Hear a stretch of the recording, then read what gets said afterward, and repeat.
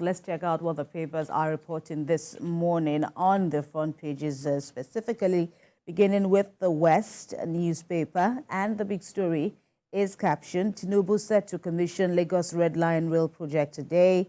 The 37-kilometer train is to run from Agbado to Marina with 13 stations at Agbado, Iju, Agege, Ikeja, and other parts of the state, especially on the mainland, as have been mentioned on the program earlier. In other stories, Makinde, that's governor of Oyo State, freezes tax on farm produce for 6 months. Aida Tiwa, governor of Ondo State, approves appointment of new head of service. Alaafin succession stalls as kingmakers fail to reach consensus again. In the meantime, 82 princes are on the shortlist. High cost of materials killing us. That's from producers lamenting as fresh increment on the pure water sachets as well as bottled water looms. And crypto crackdown as FG detains Binance managers. Next to check out is the Nation newspaper. Tinubu is quoted as saying, "We are laying solid foundation for restructuring. Southwest expects comprehensive rejig of polity. President visits Afenifere leader." Of course, this talking points now where during the president's visit to Ondo State, where he visited a number of dignitaries. But in other news, President plans executive order to cut prices of drugs. Government injects 50 billion into primary health care. 2 foreigners held for forex manipulation.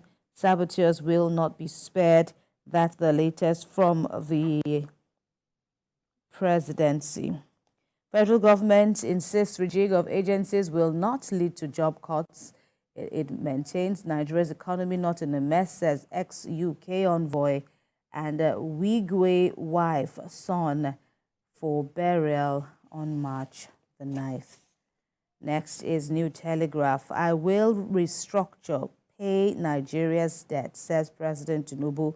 Takes responsibility for nation's challenges to sign executive order to reduce cost of drugs. Secures 1 billion Afrexim bank grant for medical development. FG set to release 50 billion basic healthcare funds. This is on the New Telegraph newspaper. And other stories there, CBN moves to freeze funded accounts without BVN and the NIN. Cryptocurrency crackdown, Nigeria detains visiting Binance executives. Blackout in Abuja as vandals attack electricity tower. On hardship, NLC insists on 1 million naira minimum wage. Okay, let's see the Daily Times now. Economic hardship is still the big story there. Your patience, perseverance will not be in vain, Tinubu assures Nigerians. Army uncovers 40 illegal oil wells in Rivers community. NIMET, Verizon partner on key climate services. FG recruits more than 2,400 health personnel, enrolls 750,000 others into the NHIS scheme. Work with private sector to address peculiar challenges. Labour leader says, that's Joe Ajaero, says NLC will no longer honor government invitation for dialogue. And on the Oronsai report, which is to be implemented, federal government assures that it will not lay off workers.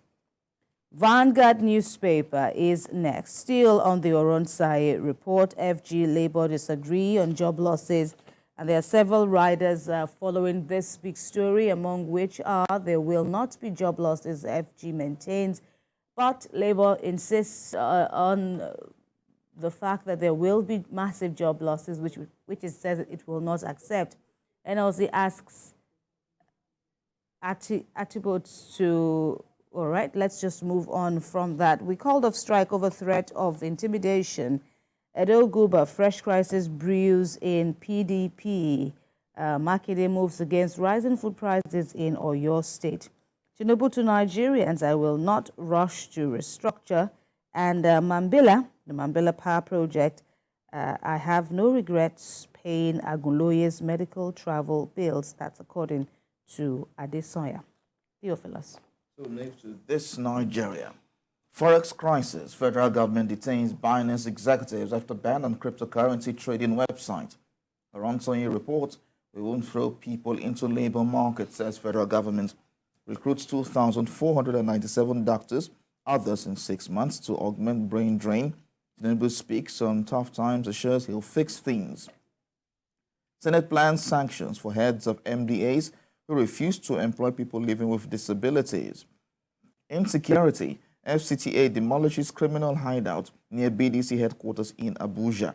Suspected meningitis outbreak kills 20 students in Yobe State. OPEC to NNPC boost oil output for $14 trillion global market opportunity. That's in this Nigeria newspaper. So let's move to the blueprint. Healthcare Fund, federal government rolls out 50 billion naira executive order and drug cost underway. Records 3.46% GDP growth, crashes petrol importation by 50%. Nigeria already reaping benefits of our reform, says Idris. We're navigating the twist bends to our nation's prosperity, says Tinubu. And of course, Shetima inaugurates new NACON board, talks members on Hajj operations. That's in Blueprint newspaper this morning.